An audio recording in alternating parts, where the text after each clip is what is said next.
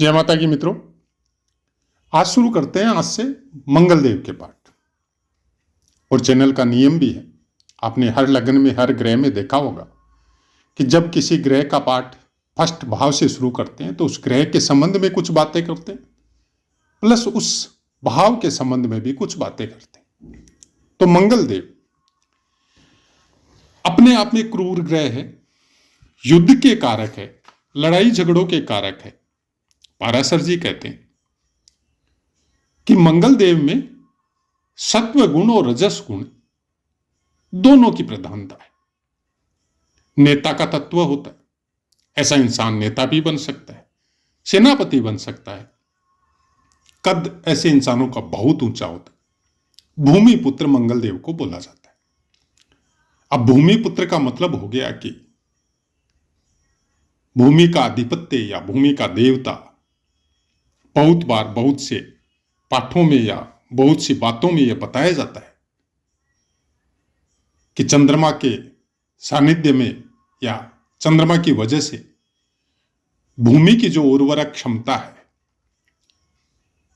या उसके अंदर जो सौहार्द का वातावरण है उसका कारकत्व है, या भोगों के सब पदार्थ जो भूमि से प्राप्त होते हैं उसका कारण चंद्रमा है। और पिता की दृष्टि की वजह से, मतलब माता चंद्रमा हो गई, पिता सूर्य को माना गया है, ग्रहों में भी राजा सूर्य को माना गया है। तो दोनों का मिश्रण, या आप बोल सकते हैं आजकल की भाषा में डीएनए, वो मंगलदेव को प्राप्त है। तो वो चंद्रमा की तरह भी बर्ताव करता है और सूर्य की तरह भी वो बर्ताव करता है। रात्रिबली पुरुष ग्रह, अग्नि तत्व की प्रधानता, भौतिक दृष्टि से जो शारीरिक शक्ति होती है, यहां पे आध्यात्मिक शक्ति का कारक नहीं है मंगलदेव, वो आपकी भौतिक शक्ति, जो शरीर की जो शक्ति है उसका कारकत्व मंगलदेव के पास है। व्यायामशाला, खेलकूद, सेना या सेना से संबंधित प्रशिक्षण केंद्र या पहलवानी, बहुत ही अंदर में जाके साहस के कार्य करना जिसमें शारीरिक शक्ति की आवश्यकता हो, वो सब का कारकत्व मंगलदेव के पास है। मंगलदेव का साहस या मंगलदेव का अंश समझ लो आप, या मंगलदेव की प्रधानता जिस भी इंसान की कुंडली में है वो किसी भी चीज से नहीं डरता। जैसे गांवों की भाषा में बोला जाता है कि अंधेरे में भूत प्रेत का दर्शन होता है, या डरावनी कुछ कहानियां या कुछ बातें बताई जाती है। मंगल वालों पे इस पे इसका असर नहीं होता। इनको अगर प्रत्यक्ष में भी भूत का दर्शन हो जाए तो ये उसके साथ फाइट कर लेंगे। डर जैसी चीज इनके अंदर नहीं होती, चाहे वो कोई जंगली जानवर हो, चाहे पशु पक्षी हो, चाहे कोई इंसान हो, जिसके अंदर मंगल का अंश बली हो, दिग्बली हो, स्थान बली हो। तो फिर ये आपने बहुत से कहानी किस्से या प्रत्यक्ष में भी जब कारगिल का वार हुआ तो देखा होगा कि कैसे सैनिक को 20-20, 50-50 गोलियां लग जाती है, फिर भी वो जब तक उसका प्राण शरीर से नहीं निकलता है तब तक वो दुश्मनों पे फायरिंग चालू रखता है। वो अपनी मौत की परवाह नहीं करता। इसलिए मंगल का ठीक करने के लिए हनुमान जी की पूजा बताई जाती है। क्यों बताई जाती है? आप सोचिए, हम लोग एक साधारण सी बात बोल देते हैं बंदर के लिए। आपने कभी बंदर को देखा होगा कि उसको कहीं पे कोई चोट लग गई या कहीं पे कोई घाव लग गया, क्या उसकी परवाह करता है? वो उस घाव में भी अंगुली डाल डाल के उसको और चीर के बड़ा कर देता है, और उसके ब्लड वगैरह को, जो कि तुरंत सूखता है उसका ब्लड, उसको मुंह में लेके उसको टेस्ट करने की कोशिश करता है। उसको दर्द जैसा कोई फीलिंग होता ही नहीं है शरीर में किसी चीज के लिए। शुरुआत में फर्स्ट 1 या 2 मिनट या आधा मिनट, कुछ सेकंड के लिए उसको उस चीज का पेन होता है, और फिर नहीं होता है। तारों में उलझा रहता है, इलेक्ट्रिक तार में कहीं से किसी बंदर को कोई चोट लग गई। कई बार आपने देखा होगा कि 2 हाथ और 1 पैर से चल रहा है, कोई तकलीफ नहीं हो रही है, और उसके बावजूद भी उसके अंदर फुर्ती देखिए, शारीरिक शक्ति की वजह से।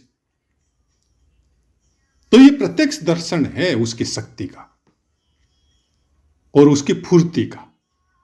कितनी भी ऊंचाई पे जाके वो मस्त हो सकता है। बहुत बड़े बड़े, हम तो प्रत्यक्ष देखते हैं, यहाँ आसाम में रहते हैं, तो बहुत मतलब इतने ऊंचे ऊंचे पेड़ जिनके एकदम ऊपर में जाके वो जिस तरह से डांस करता है या जिस तरह से उसको हिलाता है, वो परवाह नहीं करता कि हम नीचे गिर जाएगा तो हम मर भी सकता है, हमको चोट भी लग सकती है। ऐसी कोई भावना उसके अंदर, बाकी जानवरों में आती है, डर जाते हैं। आप कभी बुल को आपस में लड़ते हुए देखिए कि वो अपने से बलिष्ठ बुल को कभी देखता है, कोई भी बुल, तो वो डर के भाग जाता है, बंदर नहीं भागता है। वो फुर्ती के लिए दूसरे रास्ते अख्तियार करता है। वो पीछे हटता है तो इसका मतलब ये नहीं है कि वो डर के भाग रहा है, नहीं, वो अपना बैलेंस बना रहा है, वो कोई और रास्ता देख रहा है आपको हराने का, आपको प्रताड़ित करने का। तो मंगल वैसा ही, मंगल जब लग्न में बैठता है तो जीवनाथ जी कहते हैं कि ऐसे इंसानों को लोहे के किसी भी अस्त्र से, क्योंकि कालपुरुष की कुंडली अनुसार मेष राशि आती है लग्न में, वो खुद अग्नि तत्व प्रधान है, और लोहे का अस्त्र चलाने की कला बलिष्ठ मंगल वालों के पास होती है, लेकिन बाकी ग्रहों का भी योगदान होता है, तो उससे उसको चोट चपेट भी लग सकती है। अगर आपका मंगल वीक है, कमजोर है, अंशों में कमजोर है, या किसी ऐसे लग्न में विराजमान है जहां पे मंगल देव का कुछ नक्षत्रों का ऐसा अपना एक इकोसिस्टम बनता है कि ऐसे नक्षत्र में अगर मंगल विराजमान है लग्न में, तो फिर आपको डर भय भी लगता है, या उससे संबंधित उस हथियार से आपको चोट भी लग सकती है। तो बहुत से आदमी आपने देखे हो दाढ़ी बना रहे हैं, बहुत स्मूथ बनाते हैं और हमेशा बना रहे हैं, लेकिन हमेशा कहीं ना कहीं पे छोटा मोटा उनको चोट लगते रहता है। नाखून काट रहे हैं तो अचानक से अंगुली को काट दिया। तो जैसे ही कोई लोहे के अस्त्र से या आग से संबंधित कोई काम करता है, बड़ी नहीं लगती है, लेकिन छोटी ना छोटी चोट उसको जरूर कहीं से, जैसे आपको धूम्रपान करने की आदत है और माचिस की तिल्ली जला रहे हैं, अचानक से आपकी अंगुली में उसको आग लग गई, आपको हल्की सी चोट आ गई। तो वीक मंगल की ये निशानी है। वो बोल रहे हैं सावधान होइए, आप अननेसेसरी साहस को न्योता मत दीजिए, क्योंकि मंगल साहस का कारक है, शारीरिक साहस का। तो लग्न का मंगल यह सब चीजों से आपको चोट चपेट लगवा सकता है। और सिर में पीड़ा, क्योंकि मंगल स्पीड का कारक है, ब्लड का सर्कुलेशन कुछ इस तेजी से बढ़ाता है कि बीपी हाई होना, और शरीर में गुस्से की मात्रा को कुछ इस तरह से तेजी से वो एनर्जी आपके मस्तिष्क में आती है, और उसकी वजह से मस्तिष्क का मतलब दुखना, कि आपको किसी के ऊपर गुस्सा आ गया और आपको जबरदस्ती रोक रहे हैं, कहीं रोकना पड़ रहा है आपको, क्योंकि वो आपका अपना कोई हो सकता है, कि आपके गुस्से की वजह से, अगर आपकी शक्ति की वजह से अगर उसको कहीं पे चोट लग गई तो उसको बहुत नुकसान हो सकता है। तो वो गुस्सा कंट्रोल करना आपके बस की बात नहीं होती। तो जो ब्लड का सर्कुलेशन जब मस्तिष्क की नाड़ियों को एक्टिव करता है, और वो गुस्सा जब तक वो एनर्जी आपकी बाहर नहीं निकलती है, तब वो फिर मस्तिष्क में एक दर्द का रूप लेती है, और बहुत बार तो ये मतलब कुछ नसों को डिस्टर्ब भी कर सकती। तो ऐसा गुस्सा आता है मंगल वालों को। ये प्रत्यक्ष भी देखा हुआ है, बहुत बार कुंडली के अनुसार भी देखा हुआ है कि ऐसी कुंडली है और इस इंसान ने गुस्से में आकर कुछ ऐसा कर दिया कि अब जीवन भर पछता रहा है। मंगल और चंद्रमा ये 2 ग्रह कुछ ऐसे हैं कि चंद्रमा आपके मनोभावों को कंट्रोल करता है या डी कंट्रोल करता है, और मंगल आपके गुस्से को कंट्रोल या डिकंट्रोल करते हैं। अच्छा, कंट्रोल करना भी मंगल के खुद के अंदर ही पावर है। अपने गुस्से को, जिसका बलवान मंगल है, वो आराम से उसको कंट्रोल भी कर सकता है और उस एनर्जी को अपने कार्य में भी लगा सकता है। ये बाकी ग्रहों का योगदान और प्लेसमेंट के ऊपर निर्भर है। लेकिन पराक्रमी होता है ऐसा इंसान, क्योंकि पराक्रम का कारक भी मंगल है। स्थान तीसरा हो सकता है और स्थान तीसरे स्थान का भी कारक मंगल है। तो शारीरिक शक्ति के मामले में अगर मंगल आपके लग्न में विराजमान है तो ऐसे इंसान जनरली एक ज्यादा एज होने के बाद में भी आपको एज से लगेगा नहीं कि इस इंसान की जैसे 60 साल हो गई या 65 ईयर के ओल्ड हो गए, तब भी उनके शरीर से या उनके चेहरे से आपको लगेगा नहीं कि ये ओल्ड एज आदमी है, अगर मंगल लग्न में बैठा है। लेकिन हम लोगों की चर्चा है कि कन्या लग्न, और कन्या लग्न में मंगलदेव अष्टमेश और तृतीयश दोनों होते हैं। उसके लिए होरा पाराशर क्या कहती है कि अगर आपके अष्टमेश अगर आपके लग्न में विराजमान, तो शरीर में कोई न कोई कमी आपको हमेशा महसूस होगी। कुछ ऐसा स्वभाव होगा जिसकी वजह से लड़ाई झगड़े करने की प्रेरणा, और उसके बाद में कुछ ऐसे शब्दों का आप भी बोलना और सामने वाला भी आपको उससे ज्यादा बोलना, उसकी वजह से अपमानित होना, कुछ इस तरह की बातें होरा पाराशर में लिखी हुई है। और उसके बाद में तृतीयश, तीसरे स्थान का स्वामित्व भी मंगलदेव के पास है। तो तृतीयश अगर लगन में हो तो इंसान अपने पराक्रम के द्वारा, अपनी शक्ति के द्वारा धन कमाने वाला होता है, सेवा में बहुत चतुर होता है। अच्छी शुरुआत चाहे कैसी भी हो सर्विस वगैरह में, तो वो अपने पराक्रम और अपनी सेवा चतुरता की वजह से वो एक अच्छी स्केल या अच्छी पोस्ट हासिल करता है। विद्या में कोई इतना ज्यादा योगदान उनका नहीं होता है, लेकिन चतुरता की वजह से आए हुए मौके को तुरंत लपक लेना और उसके अनुसार कार्य करने की वजह से ऐसे इंसान को बुद्धिमान बोला जाता है। ये पुस्तकों की बातें हैं, हम अपने अनुसार इसमें कुछ नहीं जोड़ा है। हम अपने अनुसार विभिन्न पाठों को समावित करके, सम्मिलित करके आपको कुछ कारकत्व बताए हैं जो उसके पहले जो बताए थे। अब आगे बढ़ते हैं। मंगल लगन में जब बैठता है तो अपनी चतुर्थ दृष्टि वो आपके चतुर्थ स्थान पे देगा, अपनी सप्तम दृष्टि आपके 7वें स्थान पे देगा और अपनी अष्टम दृष्टि अपने ही भाव मेष राशि पे अष्टम स्थान पे देगा। अब अगर आपका कन्या लगन है तो भी अपने स्थान अष्टम पे दे रहा है, और अगर भावा अनुसार देखें, मेष राशि अनुसार, तो भी अष्टम स्थान में वृश्चिक राशि आएगी तो उनका ही स्थान है। लेकिन जब अष्टमेश और पराक्रमेश अपनी चतुर्थ दृष्टि आपके चतुर्थ स्थान पे देगा तो ये माता के लिए अथाह स्नेह का रूपांतरण करेगा। भूमि, भवन, वाहन, ये सब चीजों को जुटाएगा अपने पराक्रम के द्वारा, अपने कार्यों के द्वारा। ये सब चीजों को वो अपने परिवार में लेके आएगा, चाहे उसके लिए उसको कितना भी साहस या पराक्रम करना पड़े। लेकिन तकलीफ ये है कि माता के साथ ट्यूनिंग में प्रॉब्लम आएगी। माता के प्रति विशेष स्नेह, मतलब हो सकता है कि बातों में ट्यूनिंग में प्रॉब्लम हो, लेकिन माता को अगर कोई तकलीफ आई और इनको किसी ने बोल दिया तो उस तकलीफ को दूर करने के लिए ये किसी भी हद तक जाएगा। चतुर्दृष्टि मंगल की, मतलब आप ये समझो कि वो मंगलकारी है, लेकिन ये बताएगा नहीं, क्योंकि उससे संबंधित रिश्ते में जो फिजिकल जो रिश्ता है उस स्थान से संबंधित, उसमें प्रॉब्लम आ सकती है, लेकिन उसकी रिश्ते के लिए अपने जान की बाजी ऐसा इंसान लगाता है। सप्तम स्थान में दृष्टि देगा। इसके पराक्रम को संभालना, इसकी बुद्धि को संभालना सप्तम स्थान के लिए संभव नहीं है, क्योंकि ये हमेशा ऐसा इंसान एक्टिव होता है, ये किसी भी कार्य से थकता नहीं है। और सप्तम स्थान एक अलग लेवल का स्थान है। यह आप ये समझ लो कि यहां से आपका दूसरा जन्म और दूसरी ड्यूटी चालू होती है आफ्टर मैरिज।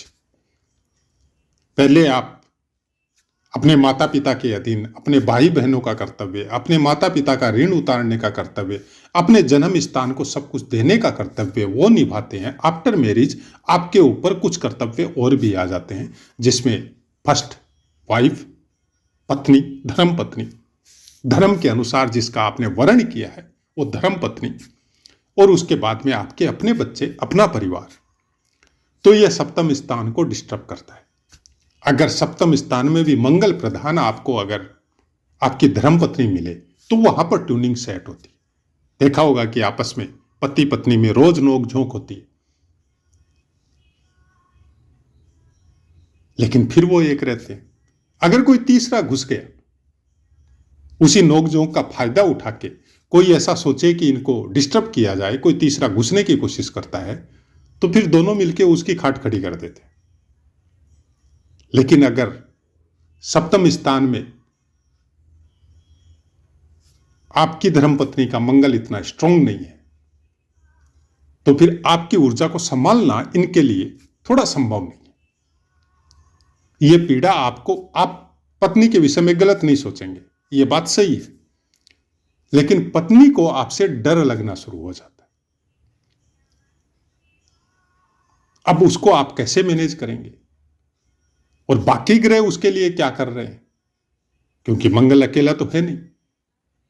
मैनेज तो ऑटोमेटिक मंगल हो जाता है लगन में, अगर आपके ऊपर गुरु की दृष्टि आ रही है या बुध का प्लेसमेंट बहुत अच्छा है। मान लीजिए बुध देव आपके सप्तम स्थान में विराजित है, तो फिर ऐसी कोई चीज नहीं होगी। फिर आदमी तर्कों के माध्यम से, अपने शब्दों के माध्यम से हर चीज को कंट्रोल करना सीख जाता है। अष्टम दृष्टि आपके 8वें स्थान पे, अपनी राशि मेष पे।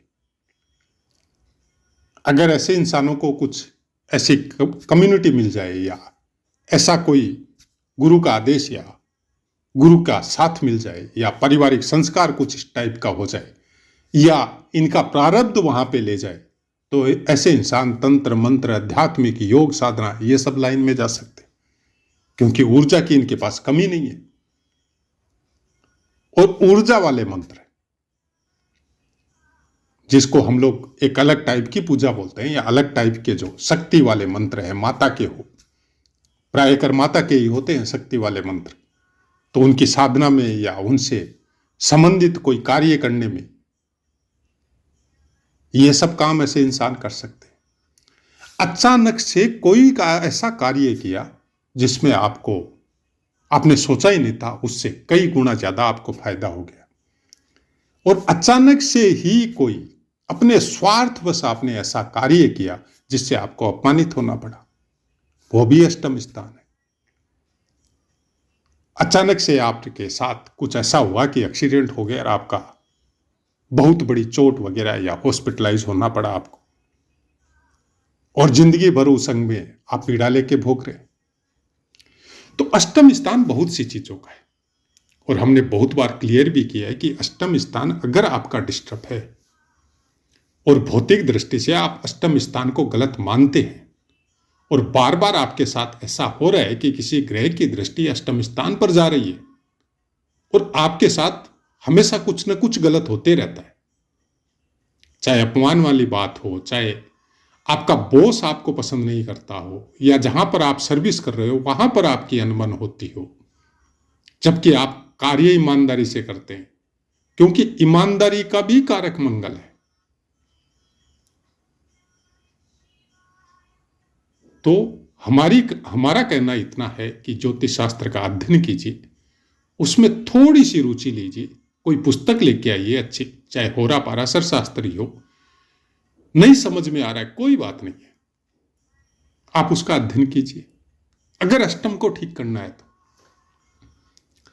या थोड़ी देर के लिए ध्यान में बैठ के अनुलोम विलोम कीजिए। अपने आप को स्थिर कर, अष्टम स्थान क्या बोल रहा है, स्थिर हो जाइए। अस्थिरता को थोड़ी देर दूर भगाइए, अपने मन को कंट्रोल कीजिए और एक जगह स्थिर होइए। मृत्यु या जीवन दोनों अलग अलग चीजें हैं। अष्टम स्थान मृत्यु का भी है और आयु का भी है। तो मृत्यु स्थिर है, एक फिक्स समय में आपके पास आएगी, लेकिन जीवन अस्थिर है। समय के साथ आप अपने टाइम को निकालते जा रहे हैं, अस्थिर है, चलित है, हर क्षण खत्म होते जा रहा है। जितना समय आपको मिला है वो धीरे धीरे बीत रहा है और अमरता का वरदान लेके कोई नहीं आया संसार में। सबको जाना है। ये सबको जाना वाला जो वर्ड है ये मृत्यु है, ये स्थिर है। अब उस स्थिर तत्व को प्राप्त करने के लिए आपको कुछ आध्यात्मिक लाइन में आना पड़ेगा। अपने शरीर को थोड़ा, अपने विचारों को थोड़ा विराम देना पड़ेगा। यह अष्टम स्थान है। अगर आपने इस स्थान को थोड़ा सा भी साध लिया, थोड़ा सा भी ठीक कर लिया, तो बहुत सी चीजें जो आपको दुखी कर रही है वो आपको सुख देना शुरू करती है। आध्यात्मिक साधना क्या है? आध्यात्मिक साधना कोई अलग से कोई सर्कल मंत्रों के द्वारा आप कोई शक्ति को प्राप्त करते हैं वो नहीं है। वो भौतिक चीजें हैं कि जैसे आप किसी मंत्र का अखंड जाप या कीर्तन करके उस एक एनर्जी को आपने एक्टिव करके अपने शरीर में धारण कर लिया, तो वो भौतिक जरूरत बन गई आपकी। अब उस एनर्जी के द्वारा आप जो चाहे वो प्राप्त कर रहे हैं। ये आध्यात्मिक साधना नहीं है, ये भौतिक साधना है कि आप अपने सुख के लिए किसी चीज को आपने जो गुप्त है, गुप्त स्थान भी अष्टम स्थान है, जो गुप्त है आम ऐसे ही किसी इंसान को प्रायकर नहीं मिलती है।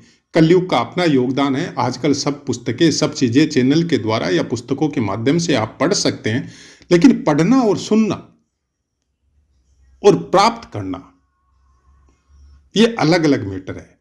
हम अपने चैनल को हाइप करवाने के लिए अलग अलग शब्दों के द्वारा उन मंत्रों का उच्चारण करके और बहुत अच्छे से उसको मतलब प्लेसमेंट आपको चैनल के द्वारा कुछ अच्छी सीन के साथ आपको करके दे सकते हैं, लेकिन क्या हमको उसका अधिकार है?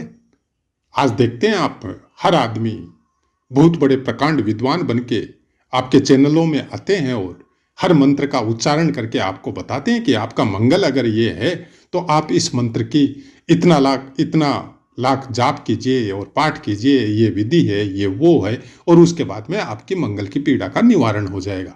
क्या उसको अधिकार है? हमारे अनुसार किसी को अधिकार नहीं है। वैदिक मंत्रों का सार्वजनिक तौर पे बयान करना, प्रचार करना, उसका जितना दोष उसको लगता है, उसका वो कितना भोगेगा, ये हम कुछ नहीं बोलते, ये वेद पुराण ही बोलते हैं। अष्टम स्थान उन मंत्रों का गुप्त रहस्य है। इसलिए बोला जाता है कि गुप्त चीजें गुप्त रहती है और जो समर्थ हो, जिसको प्राप्त होनी चाहिए, गुरु द्वारा उसको प्राप्त होती है, चैनल के द्वारा नहीं होती या पुस्तकों के द्वारा नहीं होती। पुस्तकों में मंत्र, उसकी विधि आपको सब कुछ लिखी हुई मिल जाएगी, और वो सही भी लिखी हुई है, फिर भी प्राप्त नहीं होगी, क्योंकि गुरु का वर्ण और गुरु से लिया हुआ मंत्र श्रवण श्रुति के द्वारा वो ही प्रभावी है। क्यों प्रभावी है? क्योंकि गुरुदेव ने उस मंत्र का जाप किया है, उसकी शक्ति को उसने धारण किया है। तो जब वो आपको वो मंत्र देता है तब वो शक्ति के द्वारा आपके अंदर प्रवेश होती है। अब उस पर्टिकुलर क्वांटिटी में आपको निष्कपट होके ईमानदारी के साथ उसका जाप करना है, तब वो गुरुदेव वाली शक्ति आपके अंदर एक्टिव हो जाएगी, साक्षात प्रकट हो जाएगी। और ऐसे ही चैनल के द्वारा, सोशल मीडिया के द्वारा, ऐसे ही किसी पुस्तक में पढ़ के और वैदिक मंत्रों का अगर आप उच्चारण करेंगे तो वो जो सर्कल बनता है एनर्जी का, कुछ विशेष शब्दों को सम्मिश्रण करके शब्दों के द्वारा जब बोल के जो ऊर्जा बनती है वो आपको डिस्टर्ब करेगी, वो आपके नॉर्मल जीवन को कुछ न कुछ घात कर देगी। ये हम कुछ ऐसे ही नहीं बोल रहे हैं आपको, ये प्रैक्टिकल लाइफ का एक्सपीरियंस है कि आप भौतिक जरूरतों की वजह से कोई मंत्र का जाप कर रहे हैं जो कि वैदिक मंत्र है, जिसमें ओम लगता है या बीज मंत्र लगते हैं, तो अगर निरंतर जाप उस क्वांटिटी में आपने करना चालू कर दिया और कर भी दिया तो आपको उसका कुछ न कुछ उल्टा फल देखने को मिलेगा जब तक आप समर्पण की मुद्रा में नहीं आएंगे। आप किसी भी देव का या किसी भी देवी का उस मंत्र का जागरण कर रहे हैं और उस समय आपके अंदर समर्पण का भाव नहीं आया और भौतिक इच्छाओं का समर्पण आपने नहीं किया कि हम तो केवल जैसे माता का मंत्र का जाप कर रहे हैं और वहां पे आप क्षमा मांग रहे हैं, हम केवल आपके चरणों का ध्यान कर रहे हैं और हम कोई मंत्र जाप की कोई विधि या कोई ज्ञान हमारे अंदर नहीं है। माता हमने तो पुस्तक में देखा और उसी के अनुसार हम सोचे कि हमारी माता हमसे प्रसन्न हो क्योंकि जगत माता आप है, तो ऐसा भाव अगर आपके मन में आता है तब जरूर वो शक्ति आपका कोई घात नहीं करेगी, नहीं तो वो कुछ न कुछ अनिष्ट आपको जरूर करेगी। तो इस चीज को ध्यान में रखिएगा क्योंकि अष्टम स्थान वो स्थान भी है जो गुप्त है, जो रहस्य है, जिसको समझना मृत्यु के बिना संभव ही नहीं है। तो मृत्यु कौन सी है? समर्पण भी मृत्यु का ही कारण है। जब एक भक्त अपने भगवान के चरणों में समर्पित हो जाता है तब फिर उसके जीवन का स्वरूप थोड़ा अलग होता है। तो ऐसा है मित्रों, पाठ समझ में आया होगा। अब अपनी वाणी को विराम देते, आपसे आज्ञा लेते। जय माता।